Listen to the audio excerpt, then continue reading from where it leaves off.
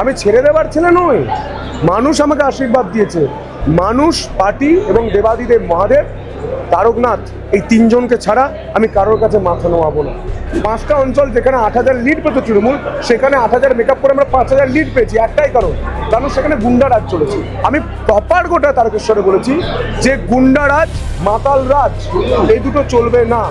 চারিদিকে জঞ্জাল, হসপিটালের পাঁচিল ভাঙা, কোনো সিকিউরিটি নেই, কোনো ব্যবস্থা নেই, কোনো সিসি ক্যামেরা ঠিকভাবে নেই, থ্রেড কালচার চলে। অভয়ের মতো ঘটনা ঘটার পরেও, অভয়ের মা এখানে দাঁড়িয়ে আছেন দেখবেন, অভয়ের মতো ঘটনা ঘটার পরেও এই সরকার যে সিরিয়াস নয় চিকিৎসকদের নিয়ে, তা আজকে আমি দেখে বুঝতে পেরেছি। যে অসহযোগিতা করবে, বিডিও, এসডিও, ডিএম, এসপি, কোনো পলিটিক্যাল লিডার, কোনো বিরোধীদের পঞ্চায়েত, সেই সামনে আমাকে দেখতে পাবেন। আমি ছেড়ে দেবার ছেলে নই। মানুষ আমাকে আশীর্বাদ দিয়েছে। মানুষ, পার্টি এবং দেবাদিদেব মহাদেব, তারকনাথ, এই তিনজনকে ছাড়া আমি কারোর কাছে মাথা নোয়াবো না। তিনজনের জন্য, তিনজন যারা যা বলবেন, দেবাদিদেব মহাদেবকে আমি আমার জয় উৎসর্গ করে এসেছি। প্রথম সার্টিফিকেট নিয়ে রাত্রেবেলায় গিয়ে দিয়ে এসেছি, বলে এসেছি যে আমাকে আপনি আপনার বাহু বলে আটকে রাখবেন, ঘিরে রাখবেন, আশীর্বাদ করবেন এবং পথ নির্দেশ দেবেন যে কিভাবে কাজ করতে হবে। আমি বলে এসেছি মন্দিরে যে আগের বিধায়ক যেভাবে মন্দিরে রাজনীতি ঢুকিয়েছিল, আমি বলে যাচ্ছি 3টে জায়গায় রাজনীতি থাকবে না। 1 মন্দির, 2 হাসপাতাল, 3 নম্বর স্কুল কলেজ। এখানে রাজনীতি করার জায়গা নয়। কলেজে জানি ইলেকশন হয় সেইটুকুই, কিন্তু কলেজের কাজে ইন্টারফেয়ার হবে না। আমি আজকে হাসপাতালে গিয়েছিলাম, গিয়ে দেখছি এটা হাসপাতালে মানুষ চিকিৎসা করাতে আসবে না হাসপাতালে মানুষ মরতে আসবে। অনেকেই হসপিটালের উপর প্রচুর অভিযোগ, কিন্তু আমি গিয়ে দেখলাম ওনাদের কিছু করার নেই। আমাদের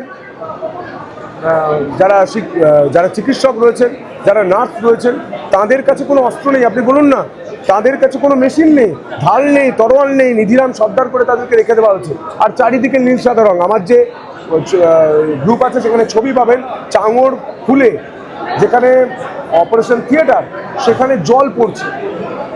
যারা গিয়েছিলেন স্টোরি করতে, হাসপাতালে গিয়ে দেখেছেন মদের বোতল পড়ে আছে। চারিদিকে জঞ্জাল, হসপিটালের পাঁচিল ভাঙা, কোনো সিকিউরিটি নেই, কোনো ব্যবস্থা নেই, কোনো সিসি ক্যামেরা ঠিকভাবে নেই, থ্রেড কালচার চলে। অভয়ের মতো ঘটনা ঘটার পরেও, অভয়ের মা এখানে দাঁড়িয়ে আছেন দেখবেন, অভয়ের মতো ঘটনা ঘটার পরেও এই সরকার যে সিরিয়াস নয় চিকিৎসকদের নিয়ে, তা আজকে আমি দেখে বুঝতে পেরেছি। আজকে আমি ওনাকে বলে এসেছি 6 মাস সময় দিন।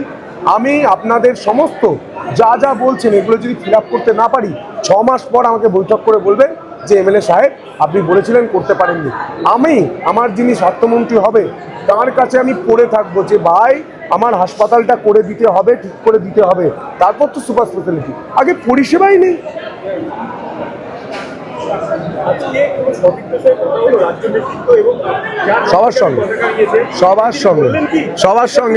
সবার সঙ্গে কথা হয়েছে। শুভেন্দুদা আমায় পিঠ চাপড়ে বলেছে যে তোর জন্য তুই বারবার ফোন করে বলেছিস, আমি কিছুই করতে পারিনি।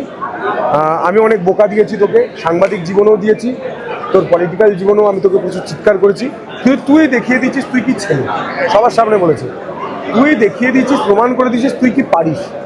আমরা হতাশ হয়ে গিয়েছিলাম ইলেকশনের 5 দিন আগে। আমার এটা বলতে মানে কোনো দ্বিধা নেই, 5 দিন আগেও আমার কাছে যে রিপোর্ট ছিল তা দেখে আমি কিছুটা হতাশ ছিলাম যে এত পরিশ্রম করেছি তারপরেও এই রিপোর্ট, খুব ক্লোজ মার্জিন।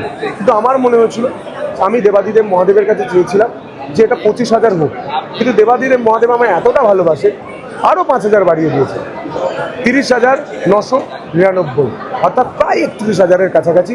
আমাদের 11,000-এ হার ছিল তারকেশ্বরটা। আমরা মানুষের কাছে গেছি, মানুষ আশীর্বাদ করেছে এবং সর্বোপরি মানুষের উপর ক্ষোভ। অনেক সময় তো ভোট দিতে দেয়নি।